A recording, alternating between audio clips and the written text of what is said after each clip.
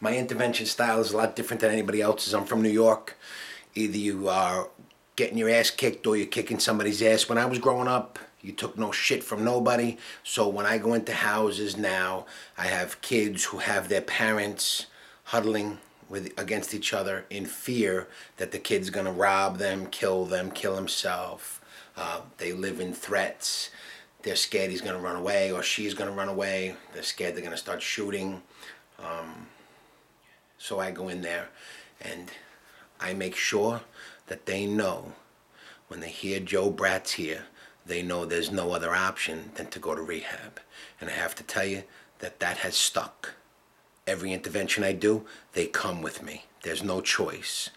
Some parents try to get in the way of me, but I understand. I help them to understand that intervention is not a choice, that I'm not here to give them meetings and outpatient or all that other shit that they pick. I'm here to tell them either you're going to rehab or you're going to intensive care. Because either way, that's where they're going. Because they're doing drugs, deadly drugs, benzos, Xanax, Klonopin, Valium, opiates, Oxys, Roxys, Vicodins, Percocets, Zohydro that's coming out, that's 10 times stronger than blues. Okay? Blues, they made $200 billion on one pill last year, pharmaceutical company made. Hey, who's going to stop that money from coming in? Nobody. So you need an interventionist to break the chain.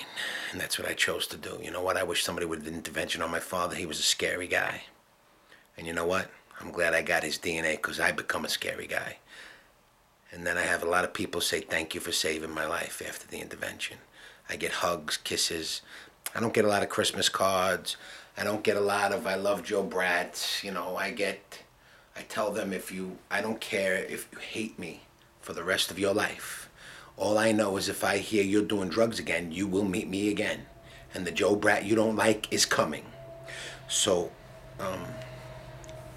when I was younger, I had dreams of being an actor. I wanted to be on TV. I wanted to be on stage. I loved plays. I wrote plays in school that we performed, and it was unbelievable. And I have had a chance to act and do my thing since I'm sober. And it's pretty amazing the things that I've done, you know. If you Google me, someone told me I'm very Googleable, you know. And there have been times that I've had other opportunities come to me. And I had an intervention and I said, I'm sorry, I'm busy. I have to save someone's life. And what I tell parents is if you have a child who's doing drugs and you have a deadbolt on your door and pawn shop tickets that you're hiding and enabling them to continue to get high, the next thing you'll be paying for is a funeral.